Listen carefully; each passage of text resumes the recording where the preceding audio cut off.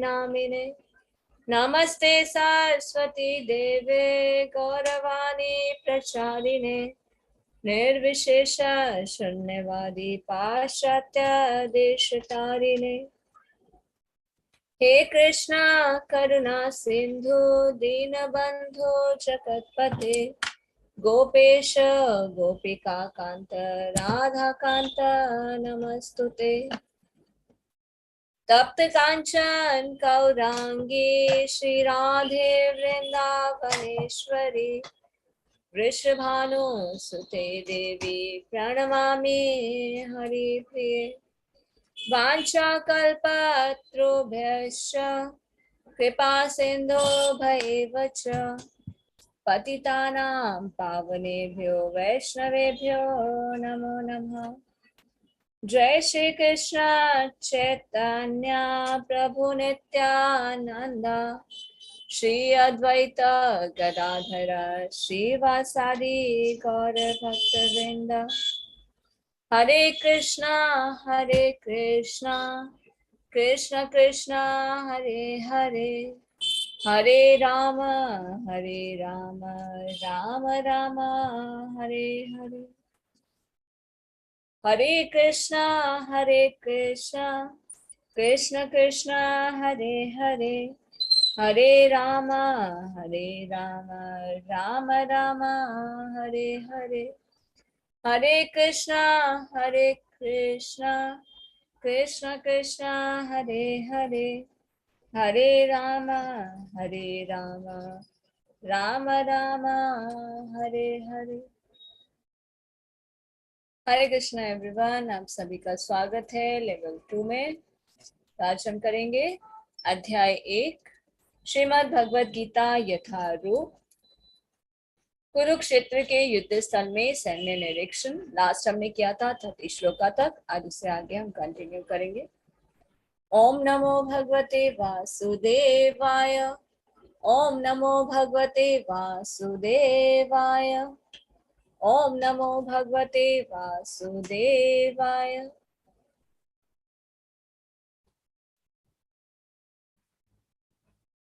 हरे कृष्णा। श्रील प्रभुपाद की जय। आप सभी सुंदर भक्तों की जय। तो लास्ट जो हमने किया था उसमें हमने जाना था अर्जुन जो है युद्ध ना लड़ने के 5 कारण देते हैं। 5 कारणों में से एक कारण हमने किया था दया। अर्जुन को दया आ रही है, वो युद्ध नहीं करना चाहते क्योंकि उनके सामने उनके ही परिवार के सदस्य हैं, गुरुजन है, पितामह है, भाईजन है, पौत्र पुत्र इत्यादि। तो भगवत गीता का आरंभ किस प्रकार होता है? अर्जुन के जो 5 कारण हैं, इन 5 कारणों का उत्तर देते हुए भगवान भगवत गीता को बोलना शुरू करते हैं। तो पहले अध्याय के ये लास्ट जो हम वर्ड्स पढ़ेंगे इसमें उन 5 कारणों को बताया गया है। तो कौन से 5 कारण हैं जिनकी वजह से अर्जुन युद्ध नहीं करना चाहते थे, और उन कारणों का उत्तर देते हुए भगवान भगवत गीता को बोलना आरंभ करते हैं। तो जो भी पढ़ना चाहते हैं वो हैंड रेज कर सकते हैं।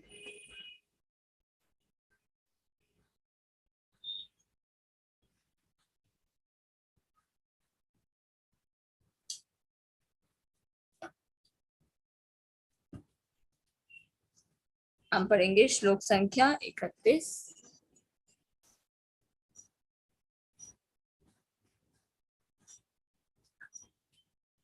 जो भी पढ़ना चाहते हैं वो हैंड रेज कर सकते हैं।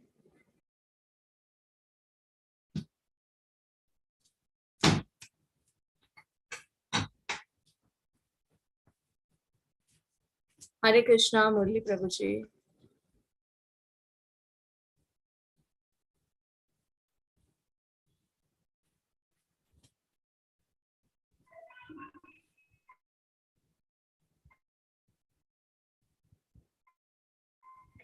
हरे कृष्ण। हरे कृष्ण।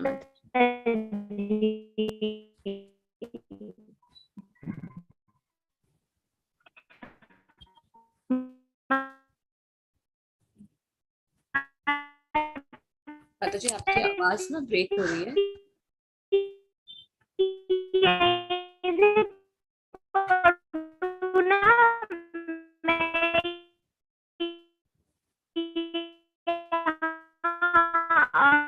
और अधिक खड़ा रहने में असमर्थ हूँ।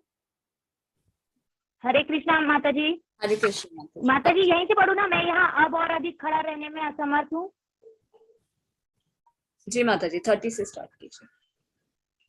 मैं एक सेकेंड जी माता जी नेटवर्क इशू होगा। मैं यहाँ अब न च श्लोक पढ़िए पहले। न च शक्नोम्यवस्थातुं भ्रमतीव च मे मनः निमित्तानि च पश्यामि विपरीतानि केशवः।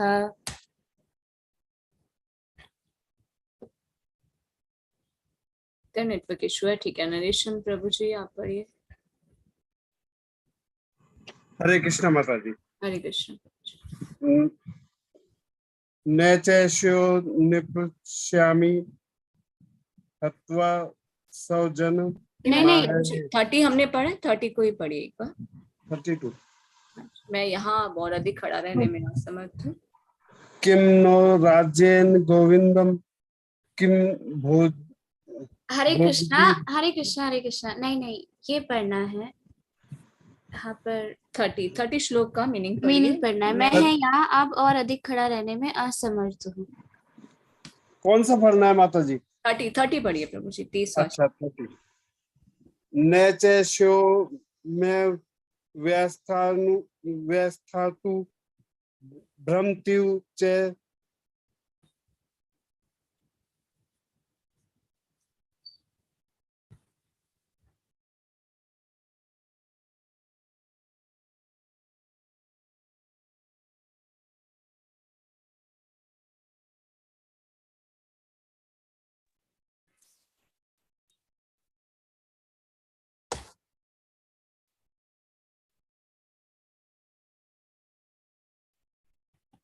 हरे कृष्णा।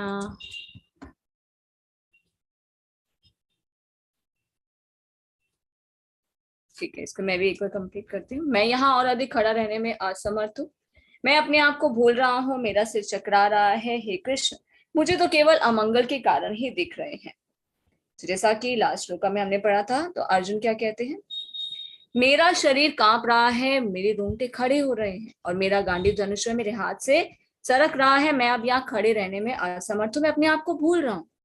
मेरा सिर जो है वो चकरा रहा है, यहाँ तो मुझे केवल अमंगल के कारण ही दिख रहे हैं। तात्पर्य श्रील प्रभुपाद की जय।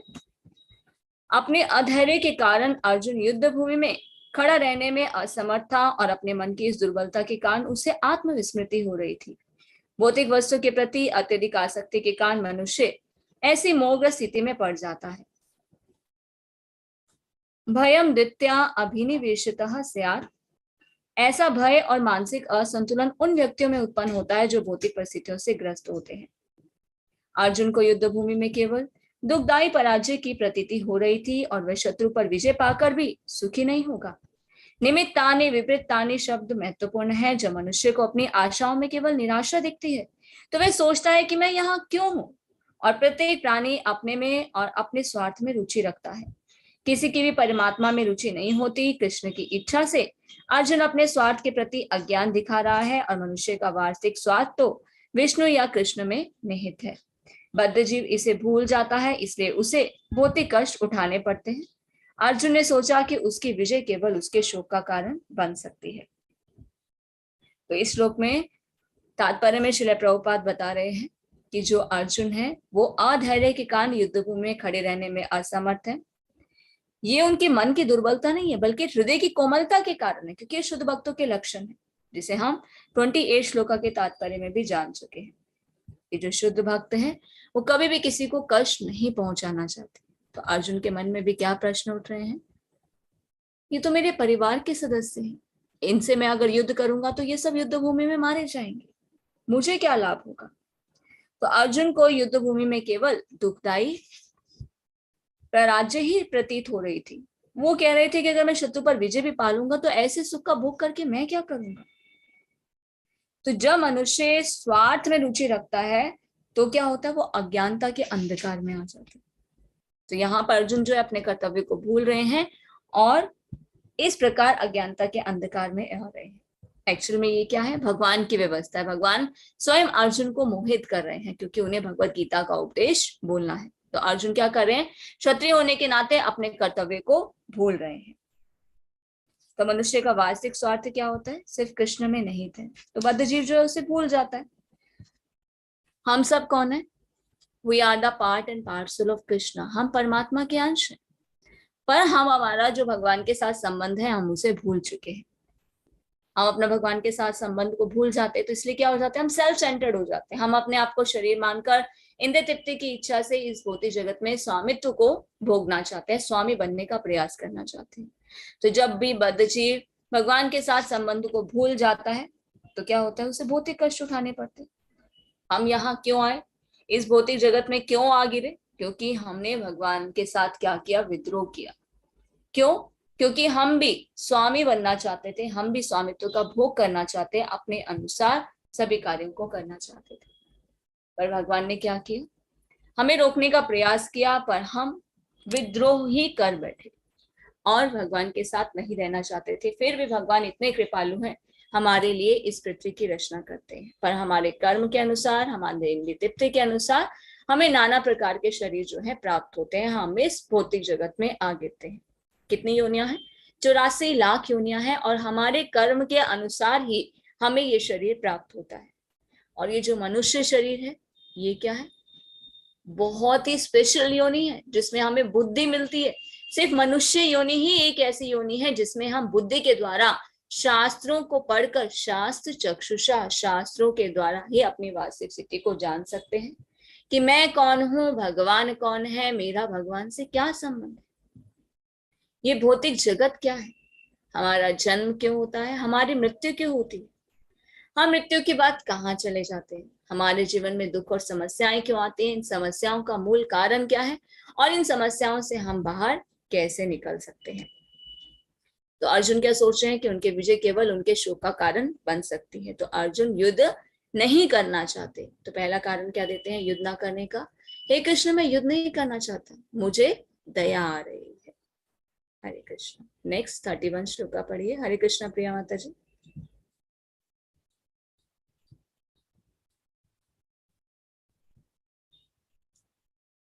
हरे कृष्णा प्रिया पारिक माता जी।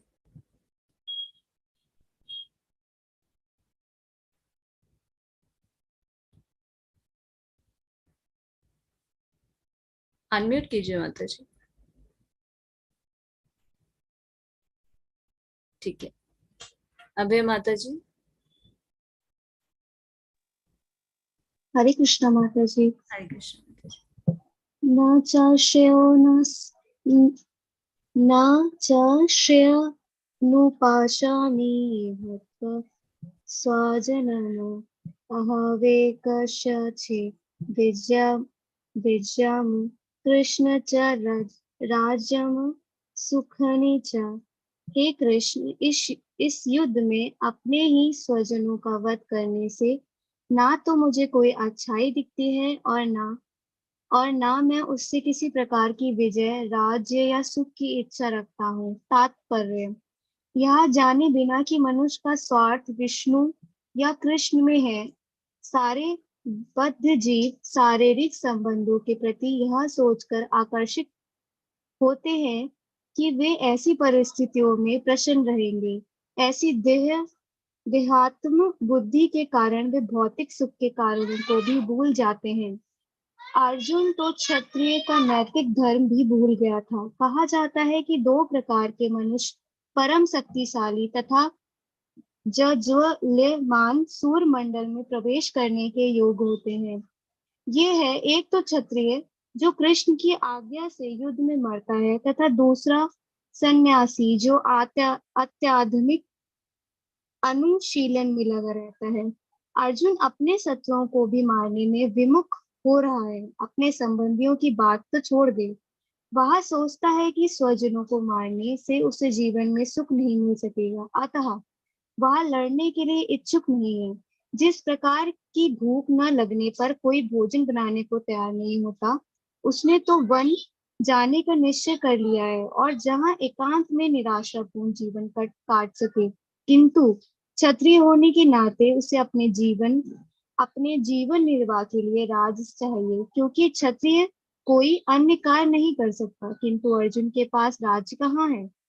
उसके लिए तो राज प्राप्त करने का एकमात्र अवसर है कि अपने बांधवों से लड़कर अपने पिता के राज का उत्तराधिकारी प्राप्त कर सके, जिसे वह करना नहीं चाह रहा है। इसलिए वह अपने को जंगल में एकांतवास करके निराशा का एकांत जीवन बिताने के योग समझता है। हरे कृष्ण माता जी। Hare Krishna, thank you so much माता जी। तो अर्जुन क्या कहते हैं, हे कृष्ण, इस युद्ध में अपने ही स्वजनों का वध करने से ना तो मुझे कोई अच्छाई दिखती है, ना मैं उससे किसी प्रकार के विजय, राज्य या सुख की इच्छा रखता हूँ। तो अर्जुन जो है वो तो क्षत्रिय है, क्षत्रिय होने के नाते उनका क्या कर्तव्य है? युद्ध करना। तो अगर कोई क्षत्रिय युद्ध करता है, युद्ध में मारा जाता है, तो वो कहाँ जाता है? वो मनुष्य परम शक्तिशाली होता है और वह सूर्य मंडल में प्रवेश करता है। तो यहाँ पर बताया जा रहा है 2 प्रकार के मनुष्य जो होते हैं वो सूर्य मंडल में प्रवेश करने योग्य हैं। एक वो जो कृष्ण के आज्ञा से युद्ध में मरता है, इसका अर्थ क्या है? जो अपने कर्तव्य का पालन करता है। दूसरा वो सन्यासी जो आध्यात्मिक अनुशीलन में लगा रहता है। पर अर्जुन जो थे वो तो अपने पद से विमुख हो रहे हैं। अर्जुन जो है क्षत्रिय, क्षत्रिय होने के नाते उनका कर्तव्य है युद्ध करना, वो तो अपने कर्तव्य से पीछे हट रहे हैं। वो क्या सोच रहे हैं कि स्वजनों को मारने से उनके जीवन में क्या सुख मिलेगा, इसलिए वो लड़ना नहीं चाहते। जिस प्रकार भूख ना लगने पर कोई भोजन बनाने को तैयार नहीं होता, तो अर्जुन क्या कहते हैं, हे कृष्ण, ऐसे राज्य का भोग करके मैं क्या करूंगा जब मेरे सारे परिवार के सदस्य ही मारे जाएंगे। तो वो क्या करते हैं, क्या कहते हैं, वन में जाने का निश्चय कर लेते हैं। वो कहते हैं इससे अच्छा तो मैं एकांत में जाकर निराशापूर्ण जीवन काट सकूं। तो इस श्लोक के माध्यम से हमें क्या शिक्षा मिलती है? जैसे कुछ लोग कहते हैं ना, अरे शास्त्र पढ़ रहे हैं, शास्त्र में तो ये बताया जाता है, भगवान स्वयं अर्जुन को कहते हैं, अर्जुन के माध्यम से भगवत गीता का उपदेश देते हुए कहते हैं कि भक्ति इज इम्पोर्टेंट, भक्ति ही जीवन का उद्देश्य है, भक्ति करके ही हम भगवत धाम पहुंच सकते हैं, वही हमारा मेन मोटो होना चाहिए। तो हमें कर्तव्य करके क्या करना, क्या जरूरत है गृहस्थ जीवन का पालन करके, क्या जरूरत है बिजनेस करने की, क्या जरूरत है नौकरी करने की। तो अर्जुन के माध्यम से भगवान बताएंगे कि हमें जिस भी कर्म बंधन में बांधा गया है, देखिए हम यहाँ पर जितने भी लोग हैं किसी न किसी कर्म बंधन में बंधे हैं ना। कोई गृहस्थ है, कोई व्यापार करता है, कोई नौकरी करता है, कोई स्टूडेंट है, कोई टीचर है, कोई किसी ना किसी प्रोफेशन में। तो ये क्या है? कर्म बंधन है। ये भी कर्तव्य है हमारे, ये भी ड्यूटीज है, ये भी भगवान की सेवा है। हम इससे विमुख नहीं हो सकते। हमें जीवन में कुछ भी छोड़ना नहीं है, सिर्फ कृष्ण को जीवन में जोड़ देना है। तो अर्जुन जो इस प्रकार मोहित हो रहे हैं, इस प्रकार की बातें कर रहे हैं, तो अर्जुन के माध्यम से भगवान बताएंगे कि अपने कर्तव्य के पथ से हम विमुख नहीं हो सकते, हमें सिर्फ कृष्ण को जीवन में जोड़ना है। क्योंकि जीवन जीने के लिए भोजन की आवश्यकता तो है, तो बिना अग्नि जलाए तो भोजन बन नहीं सकता। उसी प्रकार से बिना कर्म किए हम अपने जीवन को व्यतीत नहीं कर सकते। तो यहाँ पर बताया जा रहा है क्षत्रिय होने के नाते उसे अपने जीवन निर्वाह के लिए क्या चाहिए? राज्य। क्षत्रिय को क्या चाहिए होता है? राज्य चाहिए होता है, ताकि वो राज्य कर सके, और कोई कार्य वो नहीं कर सकता। अब अर्जुन के पास तो राज्य है ही नहीं, और राज्य प्राप्त करने का एक अवसर क्या है? अपने बंधु बांधवों से वो लड़े, तभी वो राज्य का उत्तराधिकार प्राप्त कर सकता है। क्योंकि दुर्योधन और जो उसके भाई हैं कौरव, वो जो है उन्हें उनका हक नहीं दे रहे। अब उसे अपने हक के लिए लड़ना तो पड़ेगा, अपने कर्तव्य का पालन तो करना पड़ेगा, क्योंकि वो क्षत्रिय, क्षत्रिय होने के नाते उनका कर्तव्य है युद्ध करना। पर अर्जुन क्या कह रहे हैं, इससे तो मैं एकांत में जीवन बिता लूं। जैसे कई बार हमारे मन में आता ना, क्या जरूरत है ये गृहस्थ जीवन का पालन करने की, क्या जरूरत है बिजनेस करने की, चलो सब कुछ छोड़ छाड़ के भक्ति ही कर लेते हैं। नहीं, भगवान ने अर्जुन को भी ये उद्देश्य नहीं दिया कि युद्ध मत करो। आगे हम जाने कि किस प्रकार भगवान कहते हैं युद्ध करो, पर मेरे निमित्त होके करो, जो भी कर्म करते हो उसे मुझे समर्पित करते हुए करो। तो हमें भी अपने कर्म अच्छे से करने, अपनी ड्यूटीज हमें अच्छे से करनी है, पर कृष्ण को सेंटर में रख के करनी है। पर हम क्या करते हैं, कृष्ण को भूल जाते हैं। कृष्ण को भूल कर क्या हो जाते हैं, हम सेल्फ सेंटर्ड हो जाते हैं। देखिए हम सभी क्या करने का प्रयास करें, सुखी होने का प्रयास, जीवन में आनंद भोगने का प्रयास, है ना, कि हम कब सुखी होंगे, हम कब आनंद का भोग करेंगे, सेटिस्फाइड होने का हम प्रयास करते हैं। पर हम लगे रहे तब भी हम सेटिस्फाइड नहीं हो सकते। एक मित्र शैया पर पड़े हुए अगर व्यक्ति से पूछा जाए क्या आप सेटिस्फाइड है, आपने तो जीवन में कितने कर्म किए, कितने इंद्रिय तृप्ति के भोग किए, कितना अपने आप को सेटिस्फाइड करने का प्रयास किया, क्या वो संतुष्ट है अपने जीवन से? वो भी संतुष्ट नहीं है। क्यों? क्योंकि हम अपने आप को शरीर मान बैठे। दूसरे अध्याय में भगवान यही सबसे मेन इंपॉर्टेंट पॉइंट बताएंगे कि हम शरीर नहीं है, हम आत्मा है। हम अपने आप को शरीर मानकर सेल्फ सेटिस्फाइड होने का प्रयास करते हैं, इस शरीर को संतुष्ट करने का प्रयास करते हैं, पर हम तो शरीर है ही नहीं। हम कौन है? हम तो आत्मा है। और आत्मा का स्वभाव क्या है? आध्यात्मिकता, स्पिरिचुअलिटी। तो जब भी हम स्पिरिचुअल होते हैं, कोई भी स्पिरिचुअल एक्टिविटी करते हैं, तो हम क्या होते हैं? सेटिस्फाइड होते हैं। तो यहाँ पर अर्जुन के माध्यम से अर्जुन क्या बता रहे हैं? अभी तो अर्जुन मोहित है। अर्जुन क्या कहते हैं? मैं युद्ध नहीं करना चाहता, ये तो मेरे परिवार के सदस्य, मुझे इन सब पर दया आ रही है, इन सब का वध करके मैं ऐसे राज्य का भोग करके क्या करूंगा? मुझे कोई भी आनंद नहीं दिख रहा है। तो दूसरे पॉइंट को कंटिन्यू करते हुए आगे के जो 4 श्लोक है उसमें हम जानेंगे अर्जुन क्या कारण देते हैं युद्ध ना करने का। कोई आनंद नहीं, ऐसे राज्य का भोग कर कर मैं किस आनंद का भोग करूंगा। हरे कृष्णा अलका माता जी। हरे कृष्णा माता जी। किम नो राज्येन गोविंद किम भाग्य जीवितेन वा ये श्यामर्थे कडाक्षी नो राज्य भोगा सुखांच इमे अवस्थिता युद्धे प्राण सत्य गत्वा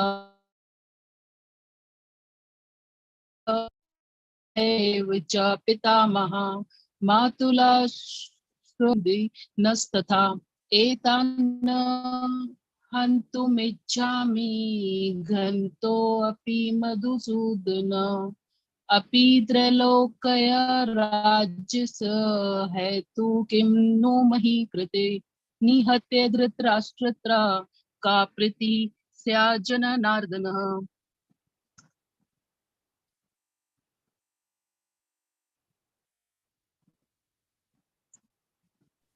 हे गोविंद, हे गोविंद, हमें राज्य सुख अथवा इस जीवन से क्या लाभ, किंतु जिन सारे लोगों के लिए हम उन्हें चाहते हैं वे ही इस युद्ध भूमि में खड़े हैं।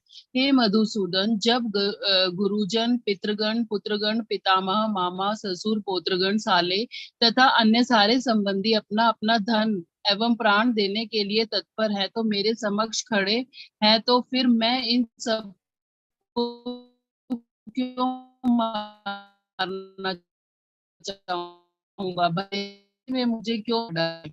जीवों के पालक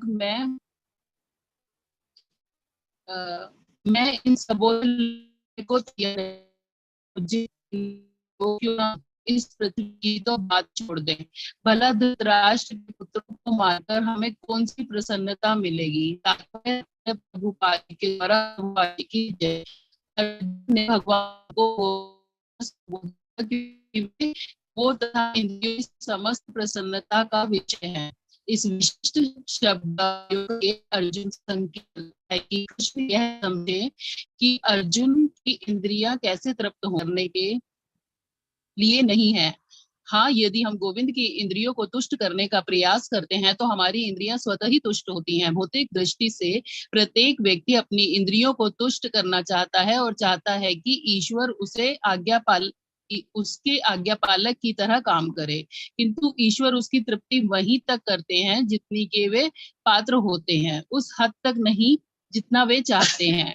किंतु जब कोई इसके विपरीत मार्ग ग्रहण करता है, अर्थात जब वह अपनी इंद्रियों की तृप्ति की चिंता ना करके गोविंद की इंद्रियों को तुष्टि करने का प्रयास करता है, तो गोविंद की कृपा से जीव की सारी इच्छाएं पूर्ण हो जाती हैं।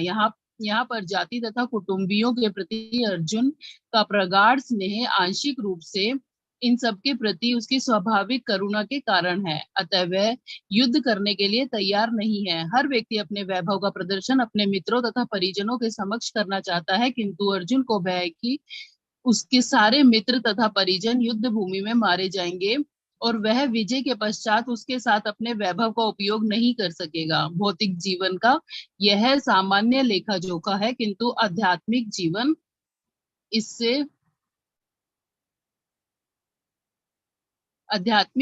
इससे सर्वथा भिन्न होता है। क्योंकि भक्त भगवान की इच्छाओं की पूर्ति करना चाहता है, अतः भगवत इच्छा होने पर वह भगवान की सेवा के लिए सारे ऐश्वर्य स्वीकार कर सकता है, किंतु यदि भगवत इच्छा ना हो तो वह एक पैसा भी ग्रहण नहीं करता। अर्जुन अपने संबंधियों को मारना नहीं चाह रहा था, और यदि यदि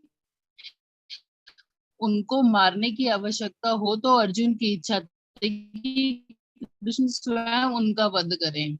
इस समय उसे यह पता नहीं है कि कृष्ण उन सबों की युद्ध भूमि में आने के पूर्व ही मार चुके हैं सॉरी।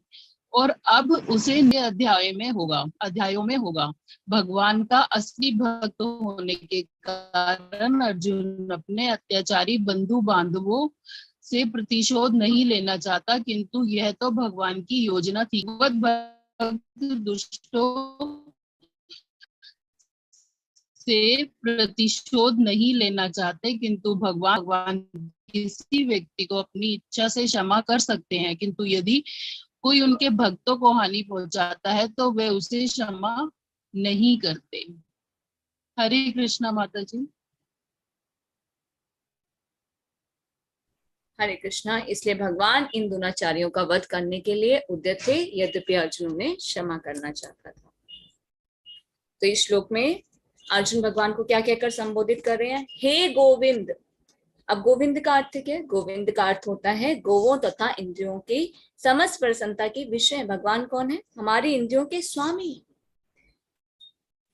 तो अर्जुन यहाँ पर संकेत करते हैं कि कृष्ण यह समझे कि अर्जुन की इंद्रियां कैसे तृप्त होंगी, किंतु गोविंद हमारी इंद्रियों को तुष्ट करने के लिए नहीं है, बल्कि हमें गोविंद की इंद्रियों को तुष्ट करने का प्रयास करना चाहिए। हम क्या गलती करते हैं? हम अपनी इंद्रियों को संतुष्ट करने का प्रयास करते हैं अपने आप को शरीर समझकर, पर हमें किसकी इंद्रियों को संतुष्ट करना चाहिए? भगवान को। देखिए इंद्रियों का स्वभाव क्या है? हमारी इंद्रियां कौन सी है? 5 सेंस ऑर्गन्स कौन सी है? आंख, कान, नाक, जीवा, त्वचा। हम क्या करते हैं? इनके द्वारा अपने आप को संतुष्ट करने का प्रयास करते हैं। इंद्रियों का स्वभाव है, ये डिमांड करती है कि आप हमें दो। हम कुछ देखना चाहते हैं, हम कुछ सुनना चाहते हैं, हम स्वाद चखना चाहते हैं, हम इंद्रिय तृप्ति करना चाहते हैं। तो ये इंद्रियों का स्वभाव है, इंद्रिय डिमांड करती हैं कि आप हमें दो, पर हम इन्हें जितना देते हैं ना, ये सेटिस्फाइड नहीं होती है और डिमांड करती है। एक डिमांड खत्म हुई, दूसरी डिमांड स्टार्ट हो जाती है। तो ये इंद्रियों का स्वभाव है कि वो डिमांड करती है। पर हम सेटिस्फाइड कैसे हो सकते हैं, हम संतुष्ट कैसे हो सकते हैं? जब हम अपनी इंद्रियों को भगवान की सेवा में लगाएं। अगर हम गोविंद की इंद्रियों को तुष्ट कर लेते हैं, अपनी जो 5 सेंस ऑर्गन्स हैं, आंख, कान, नाक, जीवा, त्वचा, इन्हें भगवान की सेवा में लगाते, जैसे आंख को भगवान का दर्शन करने में, शास्त्रों को पढ़ने में, भगवत गीता, भागवतम, कृष्णा बुक इत्यादि को पढ़ने में, कानों को भगवान के बारे में सुनने में, भगवत गीता, भागवतम, हरे कृष्ण मंत्र इत्यादि भगवान के नाम, गुण, रूप, लीलाओं को सुनने में, जीवा को भगवान को ऑफर किया हुआ प्रसाद खाने में, नाक को भगवान को ऑफर किए हुए फ्लावर्स और तुलसी को स्मेल करने में, त्वचा को भगवान की सेवा करने में।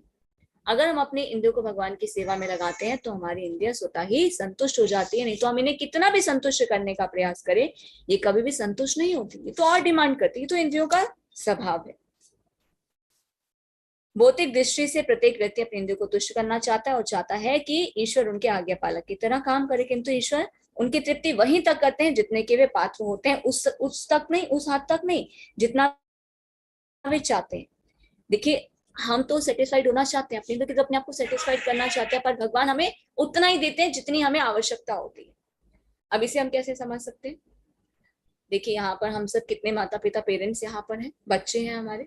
बच्चे जब भी डिमांड करते हैं चॉकलेट्स चाहिए, टॉयज चाहिए, हम उन्हें लेकर देते हैं। तो एक एग्जांपल हम समझते हैं। मान लीजिए एक बच्चा है, अपने माता पिता के साथ घूमने के लिए जाता है और माता पिता से क्या डिमांड करता है कि मुझे चॉकलेट्स चाहिए। अब माता पिता तो बच्चों से बहुत प्रेम करते हैं, चॉकलेट लेकर दे देते हैं। मान लीजिए बच्चे ने 10 चॉकलेट, तो बच्चा जब घर आता है तो एक चॉकलेट खाता है, माता पिता को बहुत अच्छा लगता है कि चलो खा रहा है बच्चा, एक चॉकलेट खा रहा है। पर जब बच्चा क्या करता है, एक साथ 10 चॉकलेट को खोल देता है और खाना शुरू करता है, तो माता पिता क्या करते हैं, उसे समझाते हैं कि नहीं और नहीं खाना। बच्चा नहीं मानता, तो माता पिता क्या करते हैं, उसे छीन के वापस ले लेते हैं। अब ये क्या किया माता पिता ने? पहले तो लेकर दे रहे हैं और बाद में छीन भी रहे हैं। क्यों? क्योंकि वो ये देख पा रहे हैं कि हमारे लिए क्या सही है और क्या गलत है। माता पिता ही जानते हैं ना कि बच्चा इतनी अगर चॉकलेट खा लेगा तो क्या होगा, उसका नुकसान होगा। तो उसी प्रकार भगवान सिर्फ उतना ही हमें देते हैं जितने की हमें आवश्यकता होती है, जितने की हमारी पात्रता होती है, उतना नहीं कि जितना हम डिमांड करते हैं। ऐसा नहीं कि भगवान हमारी आवश्यकताओं को पूरा नहीं करना चाहते, पर फ्यूचर हमारा भगवान देख पा रहे हैं कि हमारे लिए क्या चीज सही है और क्या गलत है, और जितना हमारे लिए बेटर होता है ना भगवान उतना ही देते हैं। पर हम क्या रहते हैं, हमेशा डिससेटिस्फाइड। अरे छोटा घर है, बड़ा घर होता तो अभी तो बहुत धन कम है, और धन होता तो। हम कभी भी ना सेटिस्फाइड नहीं रहते, हमें हमेशा सेटिस्फाइड रहना चाहिए। ये सिर्फ मेंटेलिटी से होगा, वरना जो चीजें हमें कभी भी सेटिस्फाइड नहीं करती, एक मनस्थिति जब हम ये लेके आएंगे ना, यस वी आर सेटिस्फाइड, जो है हमारे पास कृष्ण की कृपा से हमारे पास जो भी हम उसमें सेटिस्फाइड है, बस उस दिन हम सेटिस्फाइड हो जाएंगे। पर हम क्या करते, नहीं और चाहिए और चाहिए और चाहिए। हम हमेशा क्या करते हैं, अपने से ऊपर वालों को देखते हैं ना, कि देखो हमसे ज्यादा एसेट उनके पास है, हमसे बड़ी गाड़ी उनके पास है, हमसे ज्यादा धन उनके पास है, हमसे ज्यादा ऐश्वर्य वैभव उनके पास है। हम कभी अपने से नीचे वालों को नहीं देखते। एक फुटपाथ पर जब देखते हैं कि लोग रह रहे हैं, उनके बच्चे रह रहे हैं, उनके पास रहने की व्यवस्था नहीं है, खाने की व्यवस्था नहीं है, तो हमें अपने आप को देखना चाहिए, भगवान ने हमें कितनी सुंदर व्यवस्था दी है कि हम आराम से रह सकते हैं, आराम से खा पी सकते हैं, हमारे बच्चे भी कितने अच्छे से रह रहे हैं।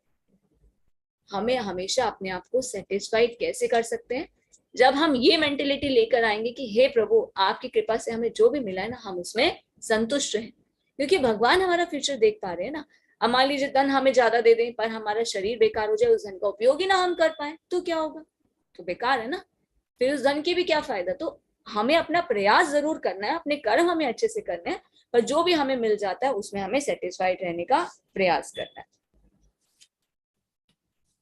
तो गोविंद की कृपा से जीव की सारी इच्छाओं की पूर्ति हो जाती है, पर भगवान उतना ही देते हैं जितने कि हम पात्र होते हैं। और यहाँ पर जाति और कुटुंबों के प्रति अर्जुन का जो स्नेह है वो आंशिक रूप से इन सबके प्रति स्वाभाविक करुणा के कारण है।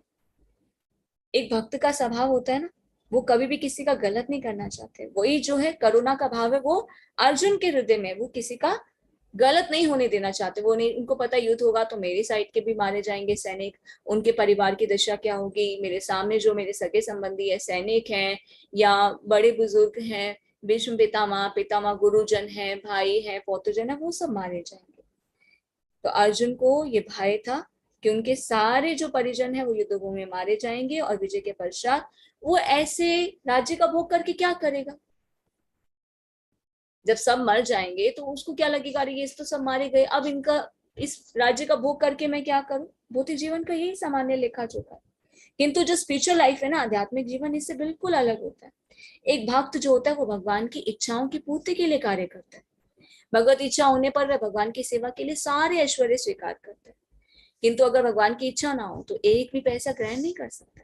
हम पढ़ते हैं ना, भगवान की इच्छा के बिना एक पत्ता भी नहीं हिलता। तो भगवान की इच्छा के बिना हमें कुछ भी प्राप्त नहीं हो सकता अगर भगवान की इच्छा ना हो। पर एक भक्त अगर भगवान की इच्छा के अनुसार अपने कर्म करे तो भगवान उसे जो भी देते हैं उसे लेकर उसमें संतुष्ट रहने का प्रयास करना चाहिए।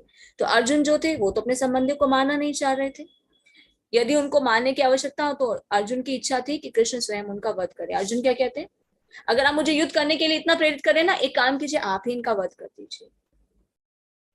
इस समय उसे ये नहीं पता कि ये सारे जो युद्ध भूमि में पहले ही मारे जा चुके। 11 चैप्टर में हम जानेंगे जब भगवान श्री कृष्ण अर्जुन को विराट रूप दिखाते हैं, जिसमें भगवान के विराट रूप में अर्जुन क्या देख पाते हैं, भूत भविष्य और वर्तमान। क्या देख पाते हैं, भविष्य में सभी भगवान के विकराल मुंह में चूर्णित हुए जा रहे हैं, सबका वध हो जाएगा। पांडवों की सेना के कुछ सदस्य ही रह जाएंगे, बाकी सब युद्ध भूमि में मारे जाएंगे। तो अर्जुन को भगवान कृष्ण क्या कहते हैं, ये सब तो युद्ध भूमि में ऑलरेडी इनकी मृत्यु तो निश्चित है, इनके कर्म के अनुसार इनकी मृत्यु निश्चित है, तुम तो सिर्फ निमित्त मात्र साधन हो। तो अगले अध्यायों में इस पर हम और अच्छे से जानेंगे भगवान के श्रीमुख से। तो भगवान का असली भक्त होने के कारण अर्जुन अपने अत्याचारी बंधु बांधवों से प्रतिशोध नहीं लेना चाहता था, किंतु ये तो भगवान की योजना थी कि इन सब का वध हो। तो भगवान ने क्या किया था, अर्जुन को सिर्फ निमित्त मात्र साधन बनाया था। अगर इनकी मृत्यु युद्ध भूमि में ना होती तो किसी और कारण से हो जाती। जैसे कई बार हम भी कोसते हैं ना, अरे कोरोना अभी लास्ट आया तो हम क्या कह रहे थे, कोरोना में कितने लोग जो थे वो मारे गए, कितने परिवार के सदस्य जो थे, कितने परिवार जो थे इस प्रकार खत्म हो गए, बेकार हो गए और उनकी दुर्दशा हो गई, कितने लोग मारे गए। तो हमने क्या कहा, कोरोना की वजह से मारे गए, नहीं, ये तो एक व्यवस्था है। हमारे कर्म के अनुसार काल तो आएगा ही, वो किसी ना किसी रूप में आएगा।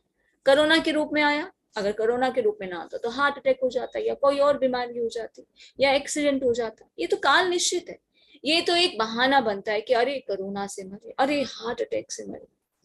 तो ये सब भगवान की योजना थी, क्योंकि कर्म के अनुसार जो है काल निश्चित है, हमारा जन्म हुआ है तो मृत्यु भी निश्चित है। तो जैसे हमारे कर्म है, कर्म के अनुसार जितना समय हम इस शरीर में भोगते हैं उसके बाद हमारी मृत्यु निश्चित है।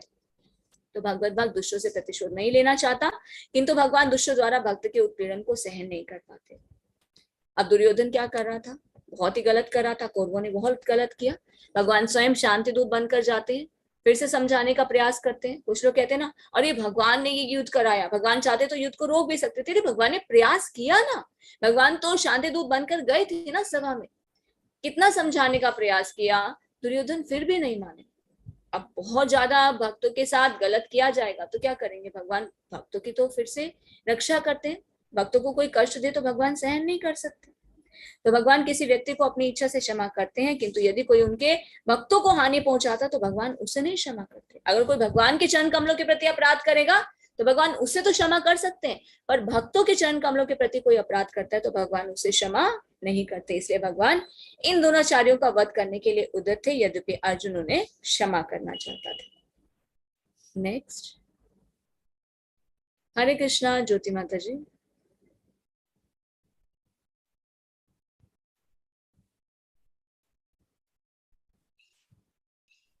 हरे कृष्ण माता जी। पापमेव आश्य ये स्मः वेतानाताइनं तस्माहं व्यं हन्तु धृतराष्ट्र संबाधवानः स्वजनहिं कथम हत्वा सुखिन श्याम माधव। यदि हम ऐसे आतिताइयों को वध करते रहे तो हम पर पाप चढ़ेगा, अतः ये उचित नहीं होगा कि हम धृतराष्ट्र के पुत्रों तथा उनके मित्रों का वध करें। हे लक्ष्मीपति कृष्ण, इससे हमें क्या लाभ होगा और अपने ही कुटुंबियों को मारकर हम किस प्रकार सुखी हो सकते हैं। तात्पर्य, वैदिक आदेशानुसार आतिथ्य 6 प्रकार के होते हैं। विष देने वाला, घर में अग्नि लगाने वाला, घातक हथियार से आक्रमण करने वाला, धन लूटने वाला, दूसरों की भूमि हड़पने वाला तथा पराई स्त्री का अपहरण करने वाला। ऐसे आतताइयों का तुरंत वध कर देना चाहिए, क्योंकि इनके वध से कोई पाप नहीं लगता। आतताइयों का इस तरह वध करना किसी सामान्य व्यक्ति को शोभा दे सकता है, किंतु अर्जुन कोई सामान्य व्यक्ति नहीं है। वह स्वभाव से साधु हैं, अतः वह उनके साथ साधुवत व्यवहार करना चाहता है, किंतु इस प्रकार का व्यवहार क्षत्रिय के लिए उपयुक्त नहीं है। यद्यपि राज्य के प्रशासन के लिए उत्तरदायी व्यक्ति को साधु प्रकृति का होना चाहिए, किंतु उसे कायर नहीं होना चाहिए। उदाहरणार्थ, भगवान राम इतने साधु थे कि आज भी लोग राम राज्य में रहना चाहते हैं, किंतु उन्होंने कभी कायरता प्रदर्शित नहीं की। रावण अत्याचारी था, क्योंकि वह राम की पत्नी सीता का अपहरण करने ले गया, किंतु राम ने उसे ऐसा पाठ पढ़ाया जो विश्व इतिहास में बेजोड़ है। अर्जुन के प्रसंग में विशेष प्रकार के आतिथ्यों से भेंट होती है।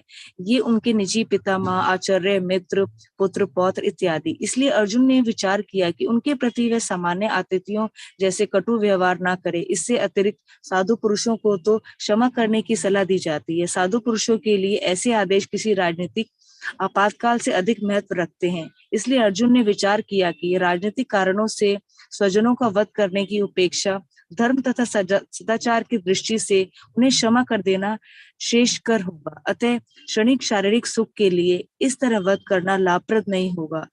अंततः जब सारा राज्य तथा उससे प्राप्त सुख स्थायी नहीं है, तो फिर अपने स्वजनों को मारकर वह अपने ही जीवन तथा साक्षात मुक्ति को संकट में क्यों डाले। अर्जुन द्वारा कृष्ण को माधव तथा लक्ष्मीपति के रूप में संबोधित करना भी सार्थक है। वे लक्ष्मीपति कृष्ण को यह बताना चाह रहा था कि वे उसे ऐसा काम करने के लिए प्रेरित ना करें जिससे अनिष्ट हो, किंतु कृष्ण भी कभी भी किसी का अनिष्ट नहीं चाहते, भक्तों का तो कदापि नहीं।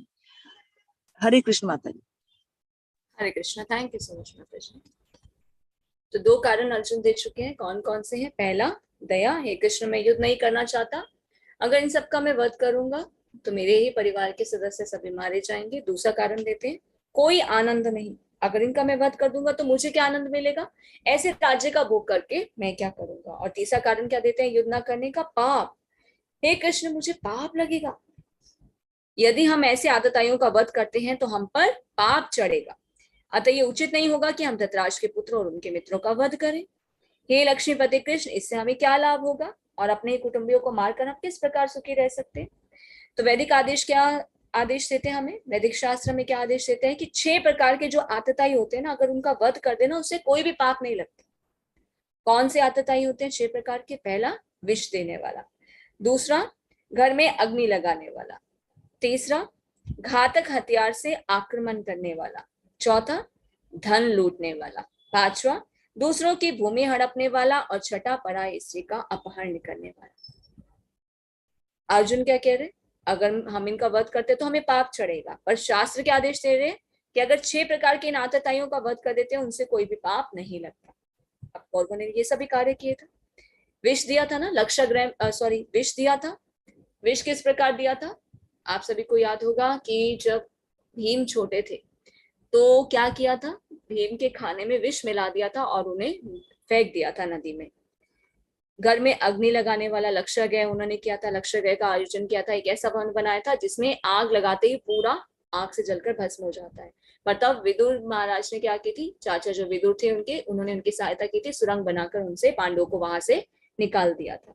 तो कौरवों ने विष भी दिया, घर में अग्नि भी लगाई, लक्षागृह, घातक हथियार से आक्रमण भी किया। अब यहाँ पर युद्ध भूमि की तैयारी है। धन लूटने वाला, उनका जो हिस्सा था वो हड़प रहे थे। दूसरों की भूमि हड़पने वाला, राज्य हड़प लिया। पराई स्त्री का अपहरण करने वाला, द्रौपदी का भरी सभा में क्या हुआ था? चीरहरण हुआ था। तो इस प्रकार कौन है ये? कौरव आतताई है। तो अगर आतताई इस प्रकार का कार्य करते हैं तो उनका वध करना चाहिए। तो हमारे शास्त्र के आदेश देते हैं तो इससे कोई भी पाप नहीं लगता। तो आतताइयों का इस तरह से वध करना किसी सामान्य व्यक्ति को शोभा दे सकता है, किंतु अर्जुन तो कोई सामान्य व्यक्ति नहीं है। अर्जुन कौन है? अर्जुन तो स्वभाव से साधु है और वो साधुवत व्यवहार करना चाह रहे हैं। पर क्षत्रिय के लिए ऐसा व्यवहार शोभनीय नहीं, कर्तव्य है ना। साधु के लिए अगर वो किसी को क्षमा करते हैं वो तो हाँ उसका व्यवहार है। अगर क्षत्रिय ऐसा करेगा तो हर कोई उसके राज्य पर अटैक करेगा, उसके राज्य का भोग कर लेगा, तो फिर वो राज्य कैसे कर सकता है? तो क्षत्रिय के लिए तो इस तरह का व्यवहार उचित नहीं है। हमारे शास्त्रों में बहुत सारे ऐसे उदाहरण है। भगवान राम जो थे वो तो साधु स्वभाव के थे। आज भी लोग राम राज्य में रहना चाहते हैं पर उन्होंने कायरता प्रदर्शित नहीं की। राजा भी तो थे। रावण आतताई था, रावण ने भगवान श्री राम की पत्नी सीता का अपहरण किया था। तो भगवान श्री राम ने क्या किया? ऐसा पाठ पढ़ाया जो विश्व इतिहास में बेजोड़ हो। तो शास्त्र क्या करे? उदाहरण प्रस्तुत करे। एक क्षत्रिय का कर्तव्य क्या, कहां पर कितना क्षमाशील होना चाहिए और कहां पर नहीं होना।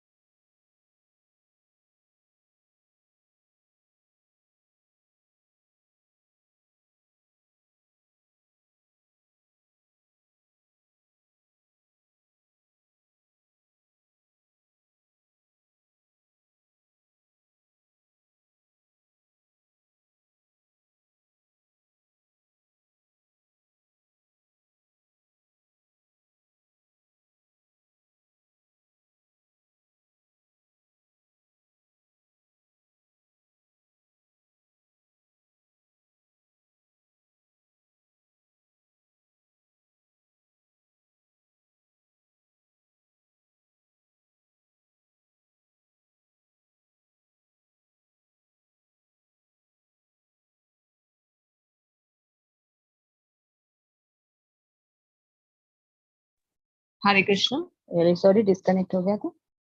तो स्क्रीन शेयर अभी नहीं कर पाएंगे, एक्चुअली यहाँ पर इलेक्ट्रिसिटी कट हो गया। तो ठीक है, श्लोक हम पढ़ेंगे। जिनके पास ये भगवत गीता है तो आप ओपन कर सकते हैं। तो अर्जुन ने क्या विचार किया कि उनके प्रति वह सामान्य आततायी जैसा कटु व्यवहार न करे। इसके अतिरिक्त साधु पुरुषों को तो क्षमा करने की सलाह दी जाती, पर साधु पुरुषों के लिए जो ऐसे आदेश हैं किसी राजनीतिक आपातकाल से अधिक महत्व रखते हैं। तो इसलिए अर्जुन जो थे वो राजनीतिक कारणों से स्वजनों का वध करने की अपेक्षा क्या चाहते थे, मैं तो एकांत में जाकर भिक्षा मांग लूंगा, पर मैं स्वजनों का वध नहीं करना चाहता। हे कृष्ण, मैं युद्ध नहीं करना चाहता, ये तो सभी मेरे परिवार के सदस्य हैं, इनका वध करके मैं ऐसे राज्य का भोग करके क्या करूंगा, मुझे तो यहाँ पर कोई भी आनंद नहीं दिख रहा, और इन सब का वध करके हमें पाप लगेगा।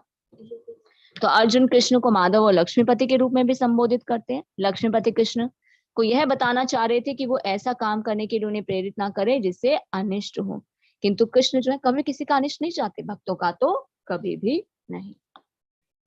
हरे कृष्ण। तो जिनके पास भगवत गीता है वो हैंड रेज कर सकते हैं। हम ट्राई करते हैं स्क्रीन शेयर करने का।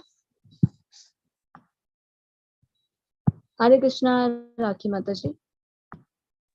हरे कृष्ण माता जी। यदि अपि एतेन पश्यन्ति लोभ उपहत्येतसा कुलक्षय कृतं दोषं मित्रद्रोहे च पातकं कथं न ज्ञेयम् अस्माभिः पापात् अस्मात् निर्वर्तितुं कुलक्षय कृतं दोषं प्रपश्यभि जनार्दन। हे जनार्दन, यद्यपि लोभ से अभिभूत चित्त वाले ये लोग अपने परिवार को मारने या अपने मित्रों से द्रोह करने में कोई दोष नहीं देखते, किंतु हम लोग जो परिवार के विनष्ट करने में अपराध देख सकते हैं, ऐसे पाप कर्मों में क्यों प्रवृत्त हो। तात्पर्य, क्षत्रिय से यह आशा नहीं की जाती कि वह अपने विपक्षी दल द्वारा युद्ध करने या जुआ खेलने का आमंत्रण दिए जाने पर मना करे। ऐसी अनिवार्यता से में अर्जुन लड़ने से नकार नहीं सकता, क्योंकि उसको दुर्योधन के दल ने ललकारा है। इस प्रसंग में अर्जुन ने विचार किया कि हो सकता है कि दूसरा पक्ष इस ललकार के परिणामों के प्रति अनभिज्ञ हो, किंतु अर्जुन को तो दुष्परिणाम दिखाई पड़ रहे थे, अतः वह इस ललकार को स्वीकार नहीं कर सकता। यदि परिणाम अच्छा हो तो कर्तव्य वस्तुतः पालनीय है, किंतु यदि परिणाम विपरीत हो तो हम उसके लिए बाध्य नहीं होते। इन पक्ष विपक्षों पर विचार करके अर्जुन ने युद्ध न करने का निश्चय किया। हरे कृष्णा।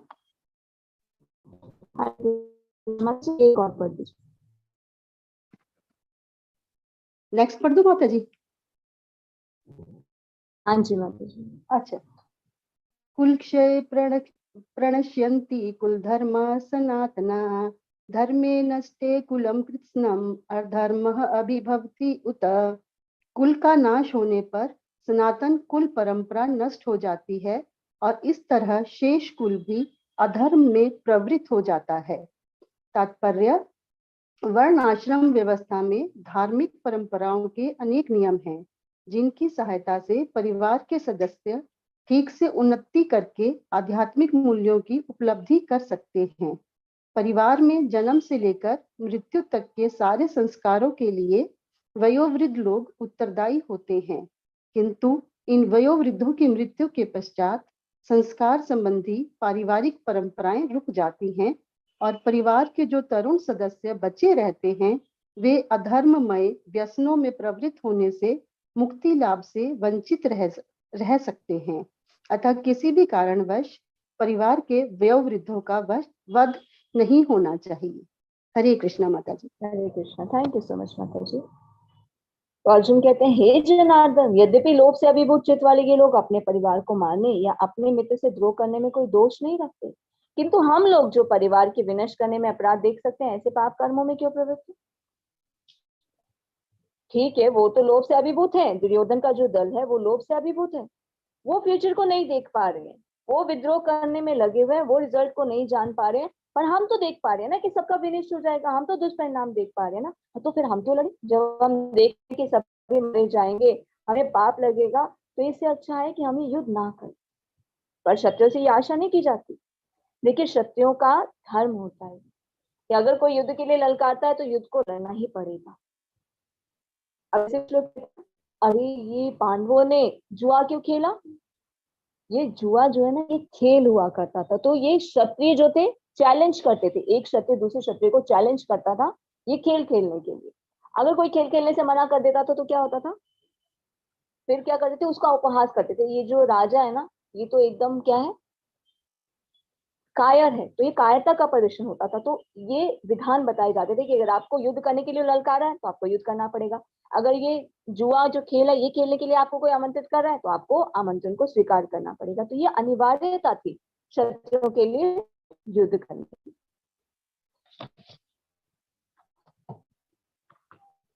तो इन पक्षों पर विचार करके अर्जुन ने युद्ध न करने का निश्चय किया कि हे कृष्ण, हम युद्ध नहीं करते, हम तो दुष्परिणाम देख पा रहे हैं ना, वो नहीं देख पा रहे, हम तो देख पा रहे। तो कुल का नाश होने पर चौथा कारण देते हैं, सनातन कुल परंपरा नष्ट हो जाएगी और इस तरह से शेष कुल भी अधर्म में प्रवृत्त हो जाता है। तो क्या कह रहे हैं? पारिवारिक परंपराएं नष्ट हो जाएंगी। देखिए वर्णाश्रम व्यवस्था में क्या, धार्मिक जो परंपराएं उसके बहुत सारे नियम है जिनकी सहायता से ठीक से उन्नति करके आध्यात्मिक मूल्यों की उपलब्धि कर सकते हैं। देखिए परिवार में जन्म होता है, जन्म से लेकर मृत्यु तक संस्कार होते हैं। कहते हैं ना, बच्चा उत्पन्न हुआ तो सूतक लगता है, तो ये संस्कार करने चाहिए। किसी में होता है कि बच्चा हुआ तो 6 दिन के बाद, ये 14 दिन के बाद, ये 40 दिन के बाद कुछ संस्कार किए जाते हैं। कोई किसी की मृत्यु होती है तो संस्कार किए जाते हैं। तो ये कौन बताता है? ये परिवार के बड़े सदस्य बताते हैं। कहते हैं ना, अरे घर में ये है, किससे पूछे? दादी जी से पूछो, नानी से पूछो, या बड़े जो घर के हैं वो बताएंगे कि क्या चल रहा है। तो यहाँ पर क्या युद्ध भूमि की क्या स्थिति है? जब युद्ध होगा तो बहुत सारे लोग मारे जाएंगे, उसमें वृद्ध भी मारे जाएंगे। अब वृद्ध जनों का क्या कार्य है? बताना कि संस्कार कौन से हैं, मृत्यु से लेकर जन्म तक के संस्कार कौन से हैं, तभी तो पारिवारिक परंपराएं चलेंगी। अगर वो मर जाएंगे तो क्या होगा? कोई बता ही नहीं पाएगा कौन से संस्कार थे, कैसे उनको फॉलो करना चाहिए। तो क्या होगा? आज भी हम देखते हैं ना सोसाइटी में क्या हो रहा है। अभी जैसे बड़े, पहले सब क्या करते थे, ज्वाइंट फैमिली में रहते थे। ज्वाइंट फैमिली में रहते थे तो घर के जो बड़े लोग थे बताते थे ऐसा करना चाहिए, ये व्रत करने चाहिए, इस प्रकार इन कार्यों को करना चाहिए। अभी न्यूक्लियर फैमिलीज हो गई। तो अभी क्या है, न्यूक्लियर फैमिली के कारण भौतिकता में हम ज्यादा आसक्त हो गए, तो हमें पता ही नहीं हमारे संस्कार क्या है, अब कब क्या करना चाहिए क्या नहीं करना चाहिए। आगे आगे जो टाइम और स्पेंड होता जाएगा और जो नई पीढ़ी आएगी, जब हमें ही नहीं पता होगा तो हम उन लोगों को कैसे बता पाएंगे। तो क्या होगा? इसलिए हम देखते हैं ना आजकल के जो युवा हैं वो क्या कर रहे हैं, व्यसनों में फंस रहे हैं। नशा करना, शराब पीना, ये सिगरेट पीना। पहले क्या होता था, घर में सब साथ में रहते थे, कोई अगर कोई गलत काम करके आएगा, सिगरेट पिएगा या नशा करके आएगा तो घर के सभी लोग बोलेंगे। और अभी क्या है, अभी तो परिवार के सदस्य है नहीं, न्यूक्लियर फैमिली है, तो जो चाहे अपनी मर्जी कर सकता है। तो किसी भी कारणवश परिवार के वयोवृद्धों का वध नहीं होना चाहिए। तो अर्जुन चौथा कारण क्या देते हैं युद्ध ना करने का, कि पारिवारिक परंपराएं नष्ट हो जाएंगी। हे कृष्ण, मैं युद्ध नहीं करना चाहता। Hare Krishna. Thank you so much Shani Prabhu ji. तो अभी स्क्रीन शेयर हो गया, तो आप अभी स्क्रीन से भी पढ़ सकते हैं। नेक्स्ट 40 श्लोका। हरे कृष्ण भारती माता जी। हरे कृष्णा माता। अधर्माभिवाता कृष्ण प्रदिशन्ति कुल स्त्रिय स्त्रुषु दुष्टासु वासन्य जयते वर्ण संकर। हे कृष्ण, जब कुल में अधर्म प्रमुख हो जाता है तो कुल की स्त्रियां दूषित हो जाती हैं और स्त्रीत्व के पतन से हे वंशी अवांछित संतानें उत्पन्न होती हैं। तात्पर्य: जीवन में शांति, सुख तथा आध्यात्मिक उन्नति का मुख्य सिद्धांत मानव समाज में अच्छी संतान का होना है। वर्णाश्रम धर्म के नियम इस प्रकार बनाए गए थे कि राज्य तथा जाति की आध्यात्मिक उन्नति के लिए समाज में अच्छी संतान उत्पन्न हो। ऐसी संतान समाज में स्त्री के सतीत्व और उसकी निष्ठा पर निर्भर करती है। जिस प्रकार बालक सरलता से कुमारगामी बन जाते हैं, उसी प्रकार स्त्रियां भी पतनोन्मुखी होती हैं।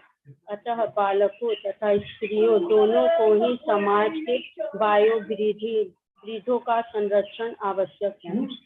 स्त्रियां विभिन्न धार्मिक प्रथाओं में संलग्न रहने पर व्यभिचारिणी नहीं होंगी। चाणक्य पंडित के अनुसार सामान्यतः स्त्रियां अधिक बुद्धिमान नहीं होती, अतः वे विश्वसनीय नहीं है।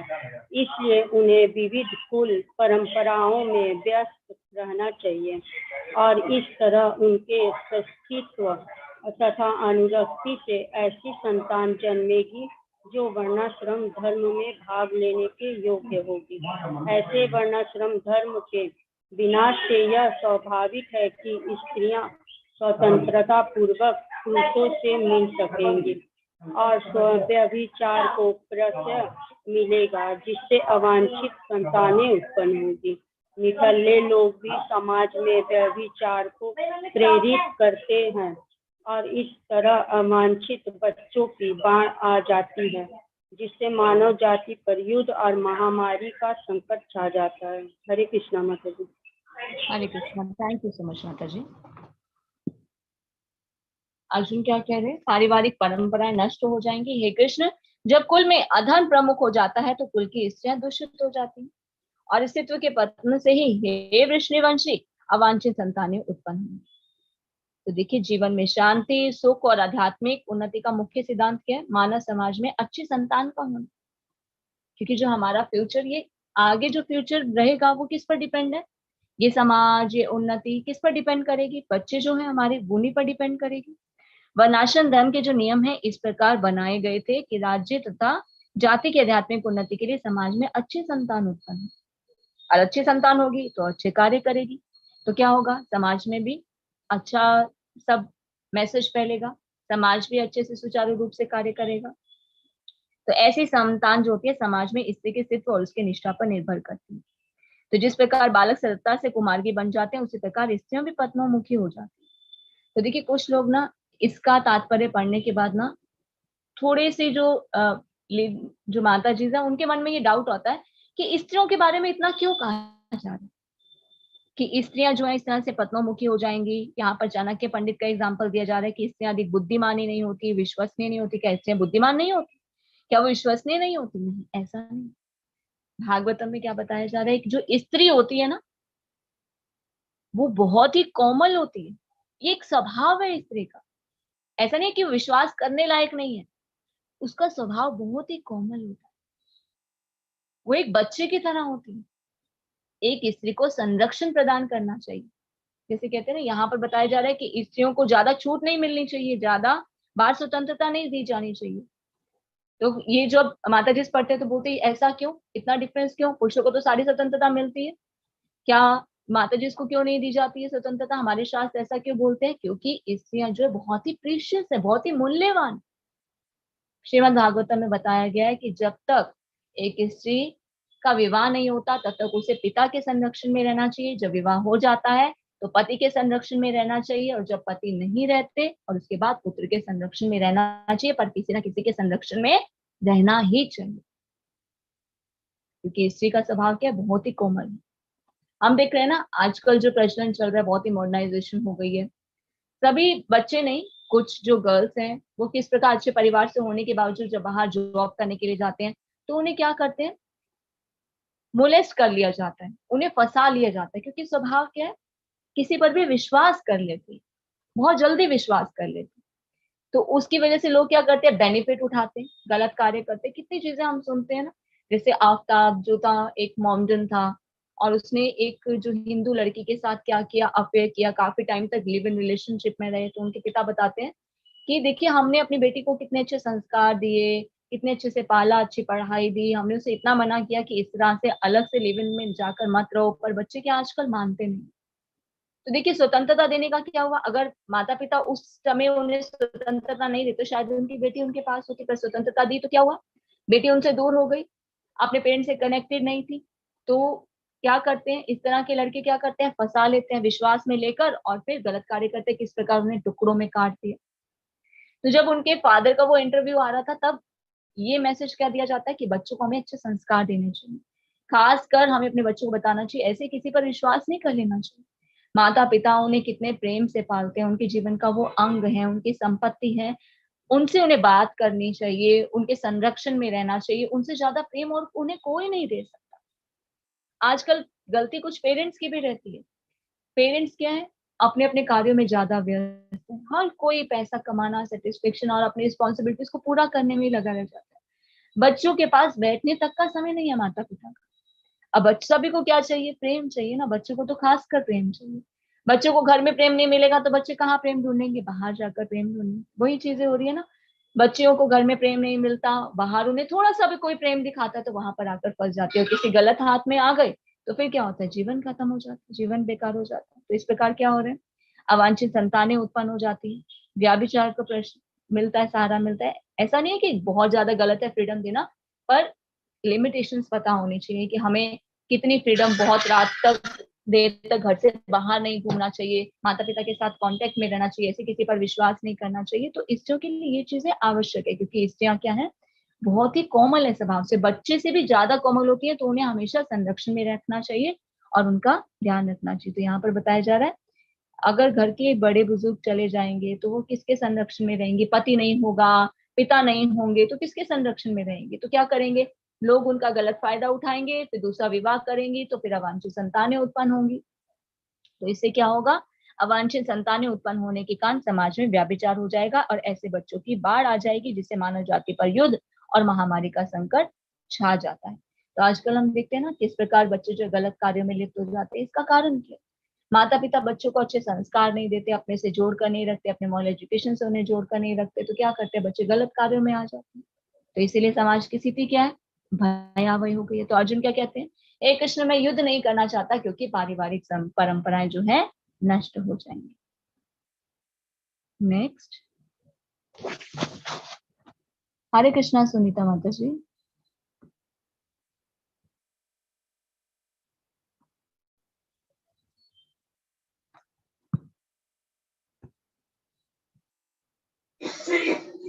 हरे कृष्णा माता जी, सादर प्रणाम। ये 42 श्लोक पढ़ना ना, 42वां। दोषे हाँ जी 41वां। संक्रो नरकाये कुलघनानां कुलस्य च पतन्ति पितरो ह्रेषां लुप्त पिंडोदक क्रिया। अवंचित संतानों की वृद्धि से निश्चय ही परिवार के लिए तथा पारिवारिक परंपरा को विनष्ट करने वालों के लिए नारकीय जीवन उत्पन्न होता है। ऐसे पतित कुलों के पुरखे यानी पितर लोग गिर जाते हैं, क्योंकि उन्हें जल तथा पिंड दान देने की क्रियाएं समाप्त हो जाती हैं। तात्पर्य शिल प्रभुपाद द्वारा। शिल प्रभुपाद की जय। सकाम कर्म के विधि विधानों के अनुसार कुल के पितरों को समय समय पर जल तथा पिंड दान दिया जाना चाहिए। यह दान विष्णु पूजा द्वारा किया जाता है, क्योंकि विष्णु को अर्पित भोजन के उच्चिष्ट भाग प्रसाद के खाने से सारे पाप कर्मों से उद्धार हो जाता है। कभी कभी पितरगण विविध प्रकार के पाप कर्मों से ग्रस्त हो सकते हैं और कभी कभी उनमें से कुछ को स्थूल शरीर प्राप्त न हो सकने के कारण उन्हें प्रेतों के रूप में सूक्ष्म शरीर धारण करने के लिए बाध्य होना पड़ता है। अतः जब वंशजों द्वारा पितरों को बचा प्रसाद अर्पित किया जाता है तो उनका प्रेत योनि या अन्य प्रकार के दुखमय जीवन से उद्धार होता है। पितरों को इस तरह की सहायता पहुंचाना कुल परंपरा है और जो लोग भक्ति का जीवन यापन नहीं करते उन्हें ये अनुष्ठान करने होते हैं। केवल भक्ति करने से मनुष्य सैकड़ों क्या हजारों पितरों को ऐसे संकटों से उबार सकता है। भागवतम में कहा है, देव ऋषि भूता नृणाम पितृणाम न किंकरो नाय मृणी च राजन सर्वात्मना या शरणम शरणयम गतो मुकुंदम परिहृत्य कृतम। जो पुरुष अन्य समस्त कर्तव्य को त्याग कर मुक्ति के दाता मुकुंद के चरण कमलों की शरण ग्रहण करता है और इस पथ पर गंभीरता पूर्वक चलता है, वह देवताओं, मुनियों, सामान्य जीवों, स्वजनों, मनुष्यों या पितरों के प्रति अपने कर्तव्य या ऋण से मुक्त हो जाता है। श्री भगवान की सेवा करने से ऐसे दायित्व अपने आप पूरे हो जाते हैं। हरे कृष्णा। नेक्स्ट भी पढ़ना है। हरे कृष्णा पढ़ दीजिए माता जी को। दोषे रहते कुल घनानां वर्ण संकर कारके उत्साधन्ते जाति धर्मा कुल धर्माश्च शाश्वतः।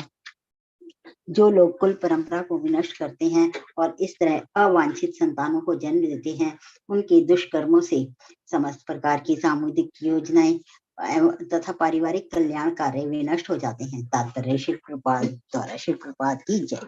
सनातन धर्म या वर्णाश्रम धर्म द्वारा निर्धारित मानव समाज के 4 वर्णों के लिए सामुदायिक योजनाएं तथा पारिवारिक कल्याण कार्य इसलिए नियोजित हैं कि मनुष्य चरम मोक्ष प्राप्त कर सके। अतः समाज के अनुत्तरदायी नायकों द्वारा सनातन धर्म परंपरा के विखंडन से उस समाज में अव्यवस्था फैलती है। फलस्वरूप लोग जीवन के उद्देश्य विष्णु को भूल जाते हैं। ऐसे नायक अंधे कहलाते हैं और जो लोग इनका अनुगमन करते हैं वे निश्चय ही कुव्यवस्था की ओर अग्रसर होते हैं। Hare Krishna. Hare Krishna. Thank you so much माता जी। उक्त अवांछित संतानों की विधि से निश्चय ही परिवार के लिए, पारिवारिक परंपरा को विनिष्ट करने वालों के लिए नारकीय जीवन उत्पन्न होता है। तो अवांछित संतानें होंगी तो क्या करेंगे? अभी जैसे हम जानते हैं ना, जब सितंबर में आता है, श्राद्ध का समय आता है, तो क्या करते हैं, घर में जो बड़े लोग होते हैं उनका श्राद्ध करते हैं ताकि उनको तर्पण मिले। उनको श्राद्ध करने से उनको उनके जो पाप कर्म है वो खत्म हो जाए। पिंडदान दिया जाता है या श्राद्ध किया जाता है पितरों को समय समय पर। तो उससे क्या होता है, उनका जो जीवन है, मान लीजिए उन्हें सूक्ष्म शरीर प्राप्त नहीं हुआ तो उन्हें वो स्थूल शरीर से मुक्त होकर उन्हें सूक्ष्म शरीर से मुक्त होकर वो स्थूल शरीर को प्राप्त करते हैं।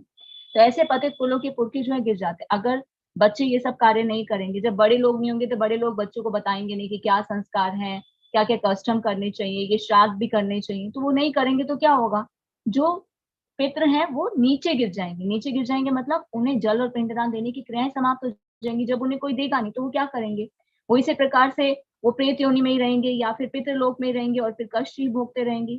और ऐसा बताया जाता है ना, तो जो पितृ होते हैं, जो पितृलोक में होते हैं, वहां से वो ब्लेसिंग्स भी देते हैं और परिवार के सदस्यों को कष्ट भी पहुंचाते हैं। अगर हम उनके लिए अच्छा कुछ करते हैं, उन्हें तर्पण करते हैं, पिंडदान देते हैं, श्राद्ध करते हैं, तो हमें ब्लेसिंग्स देते हैं। नहीं तो वो क्या करते हैं, हमें कष्ट भी पहुंचाते हैं बोल करके ये हमारे लिए कुछ कर ही नहीं सकते हैं।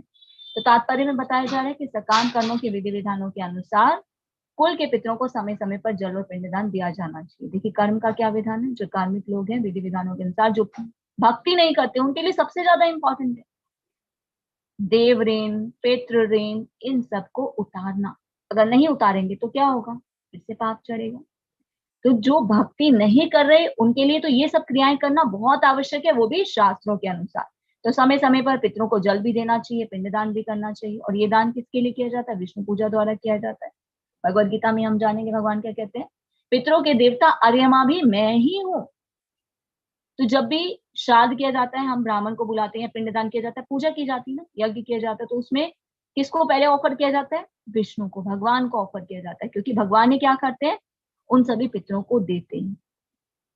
तो विष्णु को अर्पित भोजन के उच्चिष्ट के खाने से ही सारे पाप कर्मों से उद्धार हो जाते हैं। कहते हैं ना, भगवान को ऑफर करते हैं, वो प्रसाद जो भी खाएगा उसके सारे पाप खत्म हो जाएंगे। उसी प्रकार जब हम तर्पण करते हैं, पिंडदान करते हैं, श्राद्ध करते हैं, तो पहले भगवान को ऑफर करते हैं, उसके बाद दिया जाता है पितरों को, फिर वो पितरों को पहुंचता है। तो पितृ जो है वो पाप कर्मों से मुक्त हो जाते हैं। क्योंकि कई बार क्या होता है, जैसे हमारे जो पितृ हैं, जो घर के बड़े सदस्य हैं, उनकी मृत्यु होती है, शायद उनके कर्म के अनुसार ना उन्हें स्थूल बॉडी नहीं मिलती। स्थूल बॉडी मतलब जैसे 84 लाख योनियां होती है, कोई ना कोई शरीर उन्हें नहीं मिल पाता, तो वो प्रेत योनि में ही रह जाते हैं, वो सूक्ष्म शरीर धारण करते हैं। तो प्रेत योनि के कारण उन्हें कष्ट मिलता है ना, भूख प्यास सताती है, पर वो कभी भी सेटिस्फाइड नहीं हो पाते, तड़पते ही रहते हैं। पर जब उन्हें तर्पण किया जाता है तो क्या होता है, उनका जो पाप कर्म है उससे वो मुक्त हो जाते हैं। तो पितरों को इस तरह से सहायता पहुंचाना क्या कुल परंपरा। अब जब बड़े लोग होंगे तो बच्चों को बताएंगे, फिर बच्चे करेंगे तो क्या होगा, कुल परंपरा अच्छे से चलती रहेगी। और जो लोग भक्ति नहीं करते हैं उनके लिए तो ये अनुष्ठान करना सबसे जरूरी है। और अगर कोई भक्ति कर रहा है, अगर वो ये अनुष्ठान नहीं भी करता तो क्या होगा, भक्ति करने से ही मनुष्य सैकड़ों क्या हजारों पितरों के ऐसे संकटों से उसे उबार सकता है। देखिए भक्ति कितनी इंपॉर्टेंट है।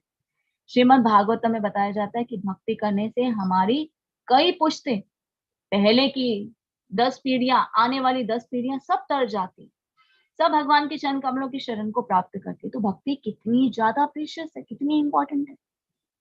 जो भक्ति करते हैं उन्हें ज्यादा कर्मकांड के नियम फॉलो करने की आवश्यकता नहीं है, क्योंकि कर्मकांड के नियम फॉलो करने के लिए पहले तर्पण किया जाता है, आहुति दी जाती है, विष्णु को प्रसन्न किया जाता है, देवी देवताओं को प्रसन्न किया जाता है। पर जब हम भक्ति करते हैं तो हम भगवान को ही सीधा प्रसन्न कर लेते हैं, तो अलग से किसी को भी प्रसन्न करने की आवश्यकता नहीं है। जैसा कि श्रीमद् भागवत में कहा गया है कि जो पुरुष अन्य समस्त कर्तव्यों को त्याग कर मुक्ति के दाता मुकुंद के चरण कमलों की शरण ग्रहण करता है, जो भक्ति करता है, जो भगवान के चरण कमलों की शरण ग्रहण करता है, इस कृष्ण भावनामृत के पथ पर गंभीरता पूर्वक चलता है, वह देवताओं, मुनियों, सामान्य जीवों, स्वजनों, मनुष्यों और पितरों के प्रति अपने कर्तव्य और ऋण से मुक्त हो जाते हैं। ये मानव जीवन हमें मिला ना, हमारे ऊपर बहुत सारे ऋण होते हैं। देवताओं के प्रति, देवताओं से हम इतनी चीजें ले रहे हैं, अन्न ले रहे हैं, वायु ले रहे हैं, जल ले रहे हैं, तो हमें उन्हें देना पड़ेगा। अगर नहीं लेंगे तो क्या होगा, हमारे ऊपर ऋण वो होगी। ऋण की वजह से क्या होगा, बार बार फिर जीवन में कष्ट आएंगे, तो हम पाप के भागी बनेंगे। तो हमें रेसिप्रोकेट करना पड़ता है शास्त्रों के अनुसार कर्म करके, शास्त्रों के अनुसार यज्ञ करके, व्रत करके, विधि विधान का पालन करके। अगर हम भक्ति कर रहे हैं, भगवान की सेवा कर रहे हैं, श्रवण कीर्तन कर रहे हैं, भगवान को प्रसन्न कर रहे हैं, भगवान की सेवा करने से इन सारे ऋणों से हम मुक्त हो सकते हैं। तो देखिए इस श्लोक के माध्यम से भगवान क्या बता रहे हैं, अर्जुन क्या कहते हैं, पारिवारिक परंपराएं नष्ट हो जाएंगी। तो यहाँ पर भगवान क्या कह रहे हैं, इसी प्रश्न का उत्तर देते हुए बता रहे हैं कि भक्ति की इंपॉर्टेंस देखिए पहले बताना शुरू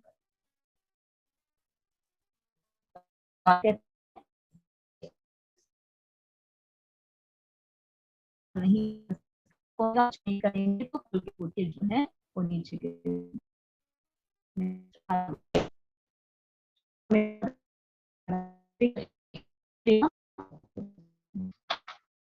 नेक्स्ट कि जो लोग कुल परंपरा को विनष्ट करते हैं और इस तरह से वांछित संतानों को जन्म देते हैं, उनके दुष्कर्मों के सब प्रकार सामुदायिक योजनाएं और पारिवारिक कल्याण कार्य जो है वो विनष्ट हो जाते हैं।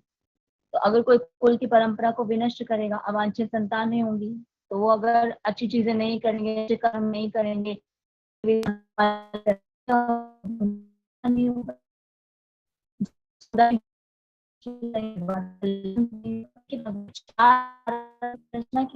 चैप्टर में हम भगवान के श्रीमुख से जानेंगे। ब्राह्मण, क्षत्रिय, वैश्य, शूद्र, ब्रह्मचारी, गृहस्थ, वानप्रस्थ और संन्यास, ये किस लिए इंपॉर्टेंट है, ताकि मनुष्य को मोक्ष की प्राप्ति हो सके। तो देखिए पहले क्या होता था, 25 वर्ष की आयु तक ब्रह्मचारी व्रत का पालन किया जाता था, बच्चों को गुरुकुल भेजा जाता था ताकि बच्चे शास्त्रों को पढ़े, ब्रह्मचारी व्रत का पालन करे, और उसके बाद कोई गृहस्थ जीवन में आना चाहता है तो गृहस्थ जीवन में आए, जिम्मेदारियों को पूरा करे, 50 वर्ष की आयु तक बच्चों को बड़ा करके उन्हें सारी जिम्मेदारियां देकर फिर भक्ति जीवन में लगे। वानप्रस्थ क्या होता है, 50 से अबव, बच्चे बड़े हो गए, उन्हें उनकी जिम्मेदारियां दे दीजिए, अब अपना मुख जो है भगवान की सेवा में लगाइए, आप अपने जीवन को भगवान की सेवा में लगाइए। 75 पूरी तरह से डीअटैच हो जाइए, घर परिवार छोड़ दीजिए, सारे मोह छोड़ दीजिए, क्योंकि अंत समय में जो जिसे याद करता है वो वैसा ही शरीर प्राप्त करता है। परिवार के साथ रहेंगे, फिर परिवार से ही मोह होगा, फिर से उस परिवार में ही आपको जन्म लेना पड़ेगा, किसी जीव के माध्यम से या उस घर के सदस्य के माध्यम से। इसलिए भक्ति में पूर्ण रूप से आसक्त होकर भगवान को प्राप्त करें। अगर ये व्यवस्था सुचारू रूप से नहीं चलती, आज हम देख रहे हैं ना, कोई भी इन आश्रमों को फॉलो नहीं कर रहे, सब क्या कर गए, लोग जीवन के उद्देश्य को भूल गए। तो ऐसे नायक भी अंधे, ये एक राजा का भी कर्तव्य होता है। श्रीमद् भागवत में बताया जाता है कि किस प्रकार राजा जो थे उनका कर्तव्य था कि अपनी जो प्रजा है उनकी सारी आवश्यकता को तो पूरा करे ही, साथ में उन्हें आध्यात्मिक उन्नति में भी लगा। पर ऐसे तो आजकल के नायक भी अंधे हैं, जो लोग इनका अनुगमन करते हैं वो निश्चय ही कुव्यवस्था की ओर अग्रसर होते हैं। नेक्स्ट, हरे कृष्ण सुमन माता जी। हरे कृष्ण माता, दो करिएगा माता जी। हरे कृष्ण। प्रभात की जय। उत्सन्कुल धर्माणां मनुष्याणां च नारदं नरके नियतं वास भवति इति अनुशूषम्।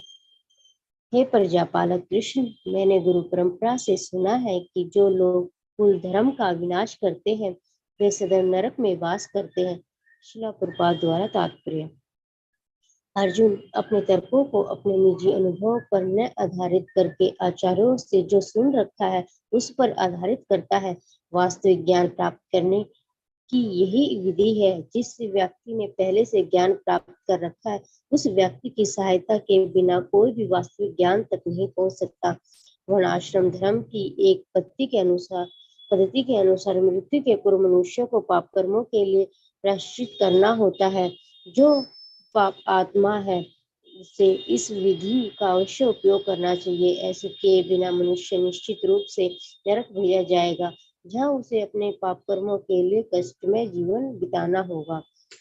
नेक्स्ट, अहो अहो बृहत् महत् पापं कृतं व्यवस्थिता वयं यत् राजसुख लोभेन हन्तुं स्वजनम उदिता। ओह, कितने आश्चर्य की बात है कि हम सब जघन्य पाप करने के लिए उद्यत हो रहे हैं। राजसुख भोगने की इच्छा से प्रेरित होकर हम अपने ही संबंधियों को मारने पर तुले हैं। श्री प्रभुपाद तात्पर्य, स्वार्थ के वशीभूत होकर मनुष्य अपने संगे भाई, बाप या माँ के वध जैसे पाप कर्मों में प्रवृत्त हो सकता है।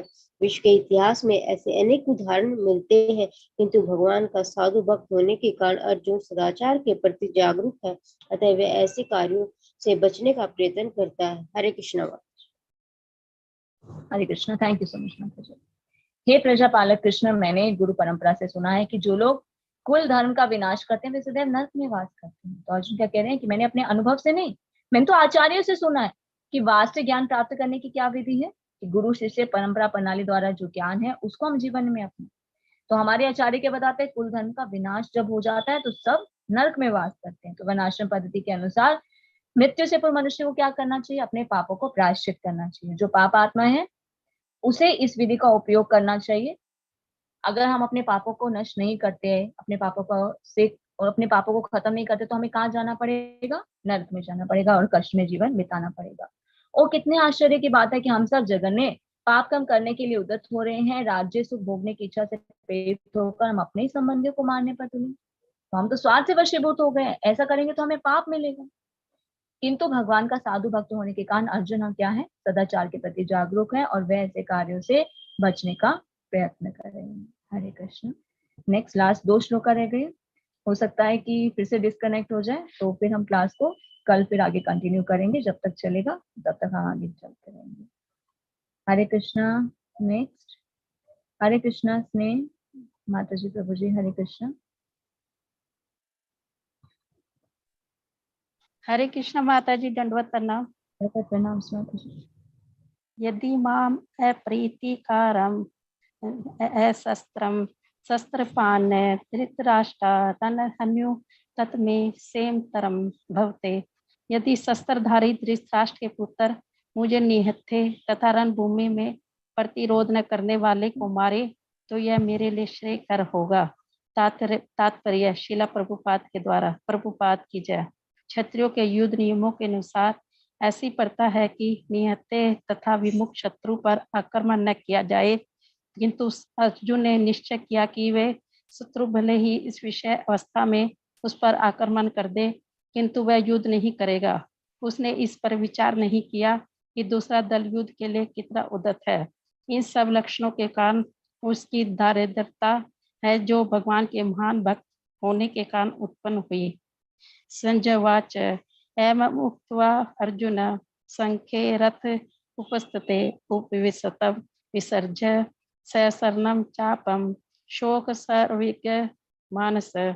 संजय ने कहा, युद्ध भूमि में इस प्रकार कहकर अर्जुन ने अपना धनुष तथा बाण एक ओर रख दिया और शोक संतप्त चित्त से रथ के आसन पर बैठ गया। तात्पर्य, अपने शत्रु की स्थिति का अवलोकन करते समय अर्जुन रथ पर ही खड़ा हो गया था, किंतु वह शोक में इतना संतप्त हो उठा कि अपना धनुष बाण एक ओर रख रथ के आसन पर पुनः बैठ गया। ऐसा दयालु तथा कोमल हृदय व्यक्ति जो भगवान की सेवा में रत हो, आत्मज्ञान प्राप्त करने के योग्य है। इस प्रकार भगवत गीता के प्रथम अध्याय कुरुक्षेत्र के युद्ध स्थल में सैन्य निरीक्षण का भक्ति वेदांत तात्पर्य पूर्ण हुआ। हरे कृष्ण माता जी।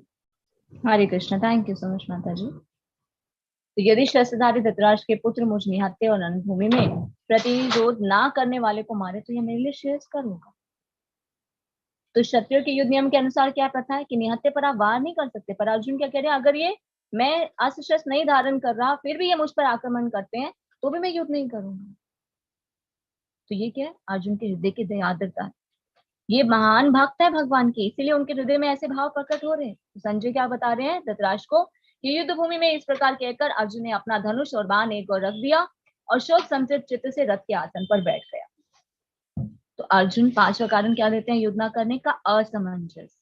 वो डिसाइड नहीं कर पा रहे क्या करूं। क्षत्रिय होने के नाते उनका कर्तव्य है युद्ध करना, पर इन सभी कारणों के कारण, दया, कोई आनंद नहीं, पाप लगेगा, पारिवारिक परंपराएं नष्ट हो जाएंगी, तो अर्जुन के कहते हैं हे कृष्ण मैं युद्ध नहीं करना चाहता। धनुष बाण को एक साइड पर रख देते हैं और रथ पर बैठ जाते हैं। तो ऐसा दयालु और कोमल हृदय जो व्यक्ति है, जो भगवान की सेवा में लगा रहता है, वही आत्मज्ञान प्राप्त करने के योग्य है। जैसे कुछ लोग प्रश्न करते हैं कि अर्जुन ही क्यों, भगवान ने अर्जुन को ही क्यों चुना? क्योंकि अर्जुन क्या है? कोमल हृदय है, दयालु है, वो भगवान की सेवा में रत है, और इसीलिए वो इस ज्ञान को प्राप्त करने के योग्य है। भगवत गीता का ज्ञान क्या है? आत्मज्ञान। तो इस प्रकार भगवत गीता के प्रथम अध्याय कुरुक्षेत्र के युद्ध स्थल में सैन्य निरीक्षण का भक्ति वेदांत तात्पर्य पूर्ण हुआ। हरे कृष्ण। तो आज हमने जाना कौन से ऐसे 5 कारण थे जिनके कारण अर्जुन युद्ध नहीं करना चाहते थे। ये 5 जो प्रश्न है, इनके उत्तर देते हुए भगवान कल से हम जानेंगे भगवत गीता का उपदेश देना शुरू करते हैं। हरे कृष्णा। धन्यवाद। प्रणाम आप सभी को। Thank you so much for joining. तो चैट बॉक्स में अटेंडेंस का लिंक है, तो आप सभी से रिक्वेस्ट है अपनी अटेंडेंस को फिल करके ही आप लीव कर सकते हैं। तो यहाँ पर इलेक्ट्रिसिटी नहीं है, तो मेरा जो फोन है वो भी चार्ज नहीं है, हो सकता है कभी भी बंद हो जाए। तो हनी प्रभु जी फिर डिस्कनेक्ट कर दीजिएगा, एंड कर दीजिएगा मीटिंग को। तब तक हम क्वेश्चन आंसर्स लेते हैं। अगर किसी का कोई भी प्रश्न है तो वो पूछ सकते हैं। अगर जो लोग रह जाएंगे वो अपने प्रश्न को नोट डाउन करके रखें, तो वो कल भी पूछ सकते हैं।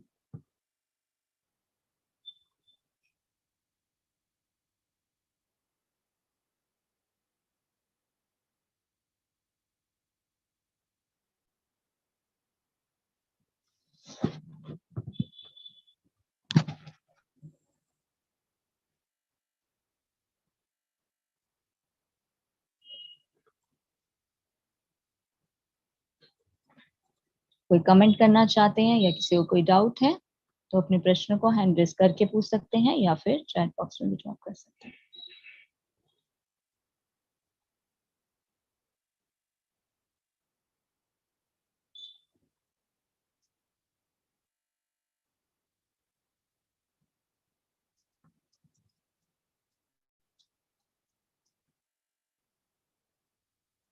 हरे कृष्णा शालिनी माता जी। हरे कृष्णा माता जी। माता जी मैं ये पूछ रही थी कि जो लेवल 1 में जो मतलब सॉरी लेवल 2 में जो क्वेश्चन आंसर्स फॉर्म में जो क्विज होगा, उसमें जो हम लोग जितना आप जैसे पढ़ाओगे तो उसके उस जैसे अभी आया है, हम लोग लेवल 1 में मॉर्निंग में क्लास करते थे 6 o'clock में, तो वो मॉर्निंग के 6 o'clock वाले बैच में हम लोग के पास आया है लेवल 1 को, मतलब उनका भी एक लेवल 2 का एक सर का चल रहा है, प्रभु जी का, चैतन्य प्रभु जी का। तो उन्होंने क्वेश्चन आंसर्स भेजा, हम लोग ने, मैंने वो क्वेश्चन आंसर्स देखा, तो मैंने यही मतलब यही है कि वो जो पूरा डिटेल में हमें क्वेश्चन आंसर्स लिखना पड़ेगा। हाँ जी माता जी। थोड़ा शॉर्ट में भी आप उसको लिख सकते हैं, बस वो आपको क्लियर होना चाहिए, कॉन्सेप्ट क्लियर होना चाहिए। हाँ वही उस कंसेप्ट के लिए मैं पूछ रही थी कि मतलब जैसे आया तो वो फर्स्ट ही क्वेश्चन मेरे को सोच के लगा कि उतना डिटेलिंग के लिए वापस एक बार वापस गो थ्रू करना पड़ेगा भगवत गीता को। हाँ, तो उससे क्या होगा, और अच्छे से आप भगवत गीता को जान पाएंगे। फर्स्ट हाँ लेवल आपने किया, थोड़ा आप कॉन्सेप्ट को समझ पाए, ओवरव्यू ले पाए कि भगवत गीता एक्चुअल में है क्या। अब लेवल 2 कर रहे हैं तो थोड़ा और डीप स्टडी आप कर पा रहे हैं, और जब ये क्विज करेंगे तो फिर से आप पढ़ेंगे और अच्छे से आपका होगा। हाँ। और अगर कोई क्वेश्चन अगर का कोई वर्ड हमें नहीं समझ में आएगा तो मतलब जैसे आपका ये अध्याय कंप्लीट हो जाएगा तो फिर आप से पूछ सकते हैं ना वापस? हाँ जी माता जी, बिल्कुल ठीक है। हरे कृष्णा माता जी। हरे कृष्णा माता जी। थैंक यू माता जी, thank you so much for joining. तो चैट बॉक्स में प्रश्न है। वेलकम अनिमाला माता जी। हरे कृष्णा लता माता जी। युद्ध न करने के 5 कारण। पहला कारण है दया, दूसरा कारण है कोई आनंद नहीं, तीसरा कारण है पाप, चौथा कारण है पारिवारिक परंपराएं नष्ट हो जाएंगी, पांचवा कारण है असमंजस, इनडिसिजन। अर्जुन डिसाइड नहीं कर पा रहे युद्ध करूं या नहीं। पहला दया, दूसरा कोई आनंद नहीं, तीसरा पाप, चौथा पारिवारिक परंपराएं, पांचवा असमंजस, इनडिसिजन।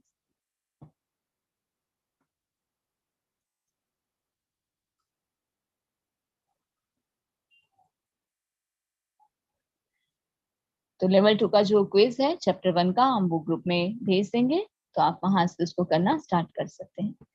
हरे कृष्णा एवरीवन। ठीक है, तो और कोई प्रश्न नहीं है तो क्लास को हम यही एंड करेंगे। अगर आपको कोई और प्रश्न भी रहता है या डाउट है चैप्टर्स को लेके तो आप नेक्स्ट क्लास में भी कल पूछ सकते हैं। हरे कृष्णा। दुर्वेश प्रभु जी, अटेंडेंस का लिंक नहीं खुल रहा है, एक बार फिर से भेजते हैं।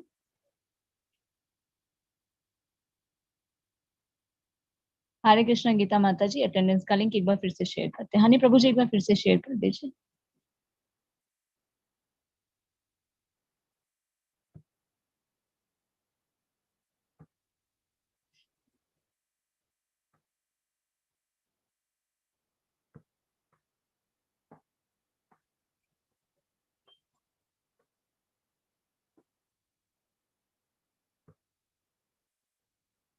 अटेंडेंस का लिंक चैट बॉक्स में फिर से डाल दिया, तो आप सभी से रिक्वेस्ट है अपनी अटेंडेंस को फिल करके फिल कर सकते हैं।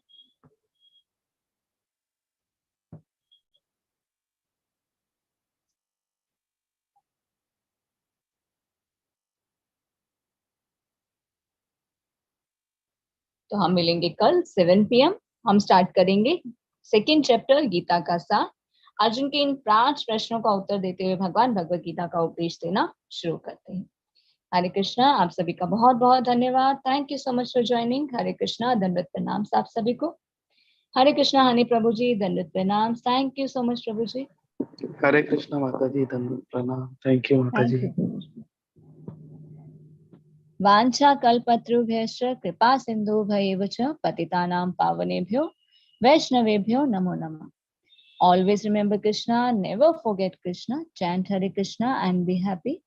Hare Krishna, Krishna Krishna, Hare Hare, Hare Rama, Rama Rama, Hare Hare. Hare Krishna everyone. Dandat pranams. Hare Krishna.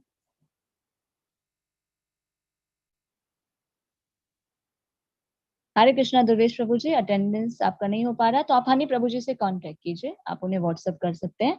Group में एडमिन है हनी प्रभु जी। हरे कृष्ण।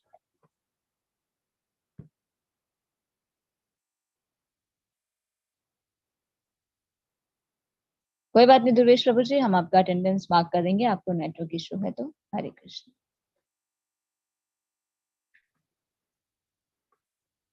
हरे कृष्णा। दंडवत प्रणाम आप सभी को। हरे कृष्ण। श्रील प्रभुपाद की जय। आप सभी सुंदर भक्तों की जय।